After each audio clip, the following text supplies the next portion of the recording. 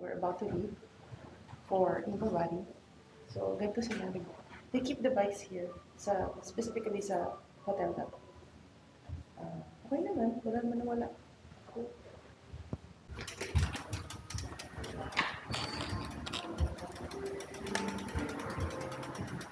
Mimasen, garbage. Arigatou gozaimasu. Arigatou gozaimasu.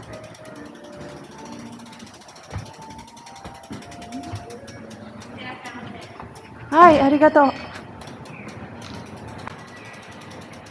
On the boat. Yan. Good weather. Sana ganito the whole time. Sakto lang. We arrived on time. Andar na. Look at. Hi.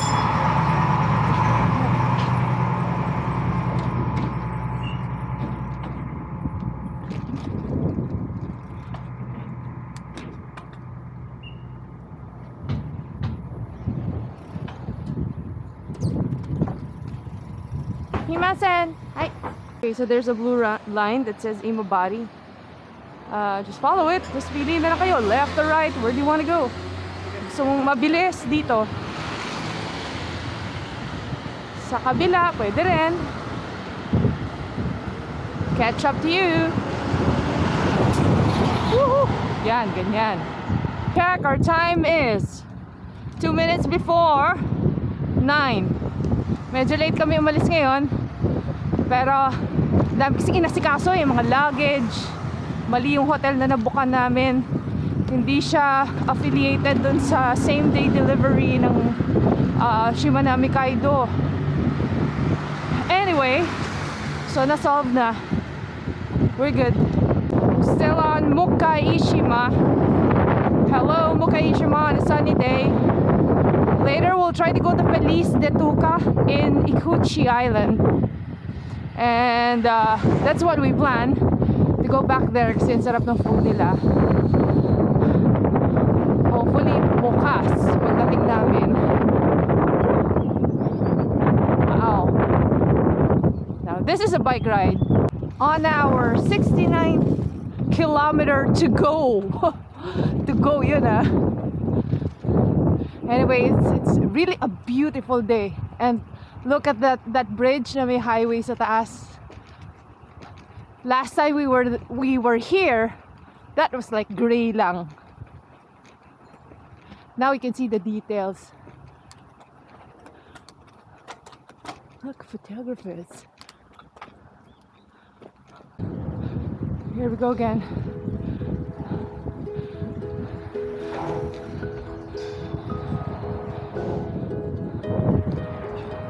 Ayo.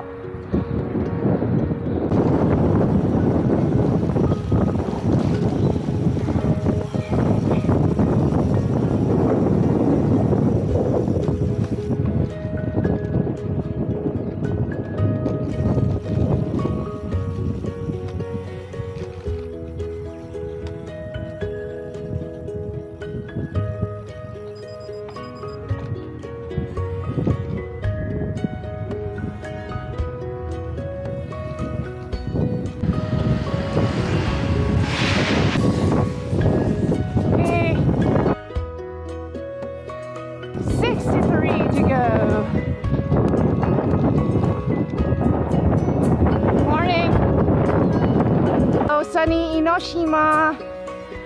Eto na. Ito yung masarap na pababae. Okay. Huwag mag-big ring kasi.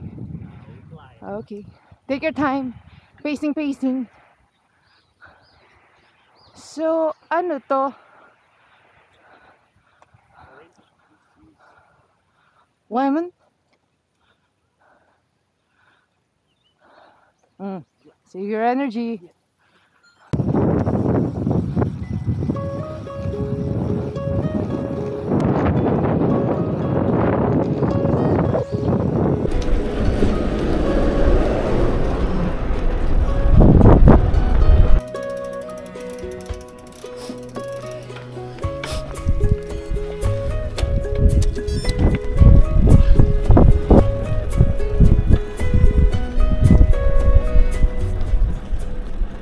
Yes, may view kami ngayon.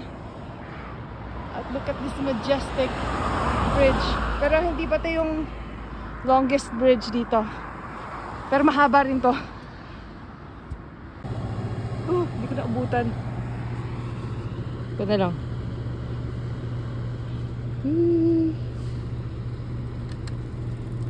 We are now taking a break at the cyclist sanctuary ulit. And this time, sunny of course. At saka bukas yung mga stores. So we're having fish burger. Tapos para siyang, ito parang fish ball. Para siyang, pero fish square, ay rectangle. Yun. What's interesting about this island, kasi ito yung edge ng Ehime. Tapos yung next island, Hiroshima. On our way to the next island, we are still here at Omishima. Wait. We are go. It's green. See? I can go. Woo! Nana, that was close. Dito ang bangketa, ang liliit oh.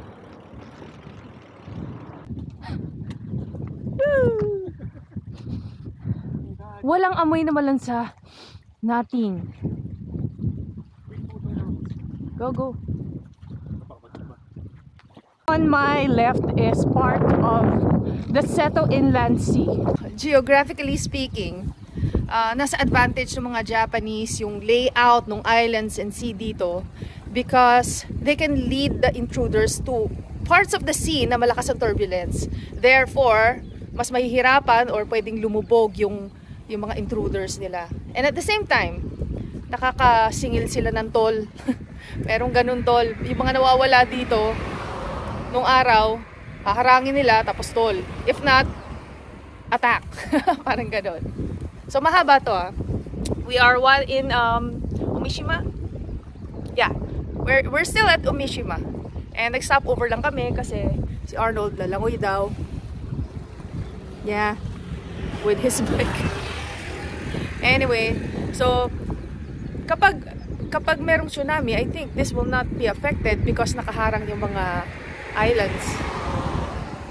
Kaya calm din yung sea. But there are parts there na very strong turbulence. Oh, yan ang ating path ngayon. Like, what a U-turn and then turn right.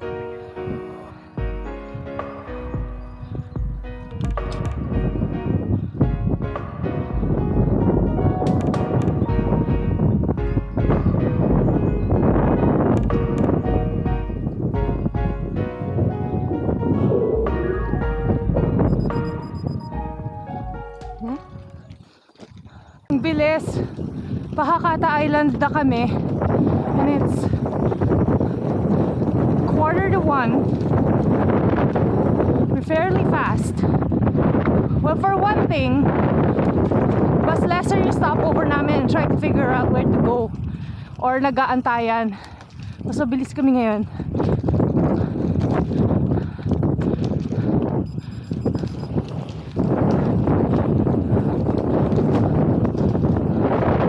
Omishima Bridge that connects Omishima and Hakata. So Hakata is the second to the last island going to Imabari. Yeah, there's Arnold. Ganda ng bridges na dito iba. Come on, let's go! Art, going down the bridge. Hindi fun yung paakyat, but now you get rewarded after crossing the bridge. Okay, that's Alfred over there. Yeah, pwede yung mga motorbikes here, but at a certain cc. I think below 200 is allowed. So you have to be careful. Ayan, no? Kakalamo River. Yan, it's their defense, it's their natural defense. Wala na, yung mga boats noon di naman kumbaga resilient sa mga ganyan, nasisira agad yung mga boats dati. Oh, pag hindi pa lumubog yung ship dyan eh, huwag ko na. Sound check. Sound check 1, 2, 3. Hello. Back at the Kurushima Kaido Bridge. Finally, we have a view. Look at that.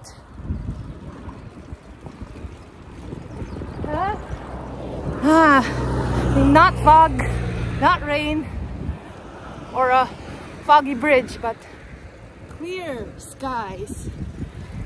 You can see the mountains from afar. Yay! So again, 4 kilometers of scenic view. That's so cool. Thank you, Lord. Okay, let me just stop. Pakita ko lang sa inyo yung turbulent sea. Hang on. Hindi na yung gumagana yung 360 ko. Anyway, I'll go to the other side para na makita natin. There. See that? Yung mga surfaces. Ayan. Look at that. Doon kanina sa may Omishima, nakakatakot kasi malapit kami doon sa sea. We were really at the edge. Ang lalaki ng turbulence talaga. So imagine that. Wait, there's a boat there, pero hanggang doon lang sila. Hindi sila pumupunta doon sa delikado. Amazing. Wow. Tara! Kunan ko lang. Sayang ang view. Hintayin na lang sila doon. I think this is a unique bridge in Japan. Kasi ito lang yung, I think, 4 or 3 na pillars ba tawag dyan. Siya lang yung may ganong number of pillars. Or is it, what do you call that? Basta those vertical main structures. Siya lang yung, if I'm not mistaken, the first in the world. Yeah. Yung Ehime, specifically Imabari, when we were there, actually doon kami papunta ngayon, we noticed that it's like sort of dead. I don't want to say dead, pero parang mahinang businesses.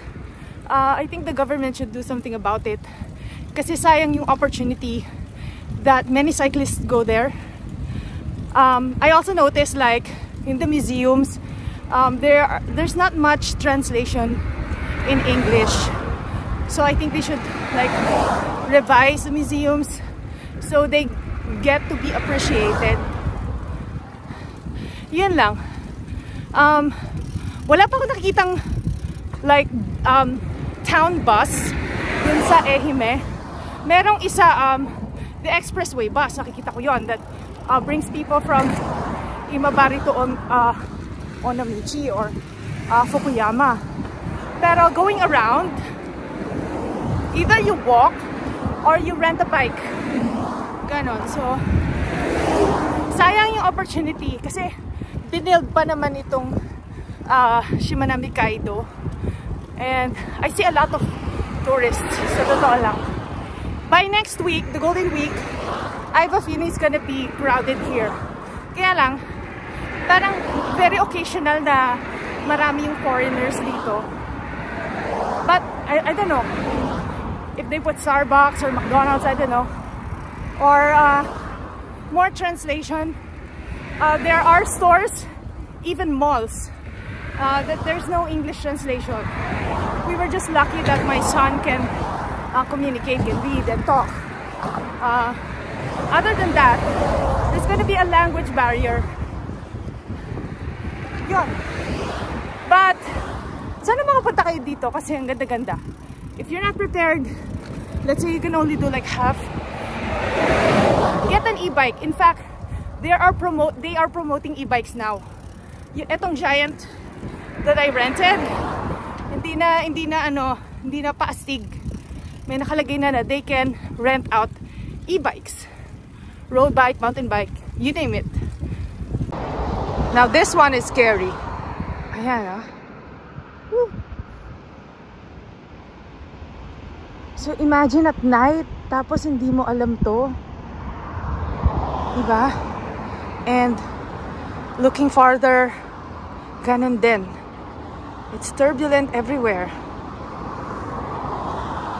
Nip. What a defense. Yan, finally, nakarating na kami. Mas mabilis kami ngayon kasi ang aga pa. Probably because una nangangapa kami on our first journey.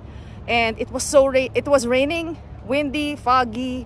So ang dami naming energy na na-expel because we're trying to keep ourselves warm. And ayan, kita mo yung buong stretch ng Kurushima Kaido Bridge. Yun, ganda. Ay, salamat. It's sunny. So, parang pwede pa kami mag-bike later. We're thinking we'd go to the Towel Museum. So, it's about 12 kilometers from here. So, 12. So, aabot siguro kami ng 100. If that happens, that's gonna be our first century ride. Yay! Here now at Imabari Cycle Station. Right there. Pero dito kami nag-rent sa Giant. Simply because wala lang gusto namin yung bikes nila. And syempre, mas maganda yung tech support. Anyway, so we're planning to go to the Towel Museum para we add it up to our Shimanami Kaido distance. Okay, so ito, Imabari Station.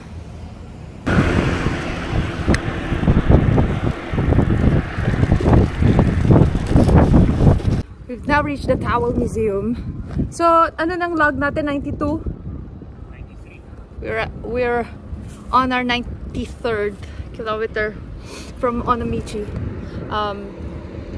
Itong Towel Museum kind of looks like an amusement park. I think it is. Pero hindi na kami magtatagal here because it's getting dark. Tapos malayo pa kami to Imabari pa kami.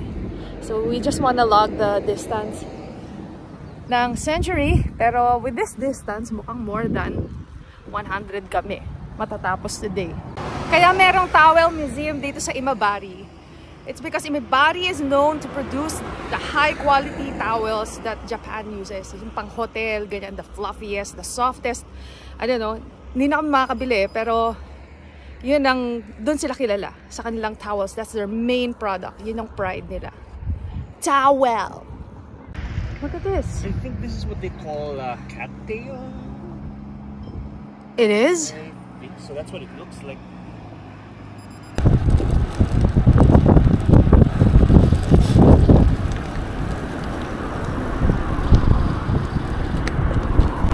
So we made it in the hotel.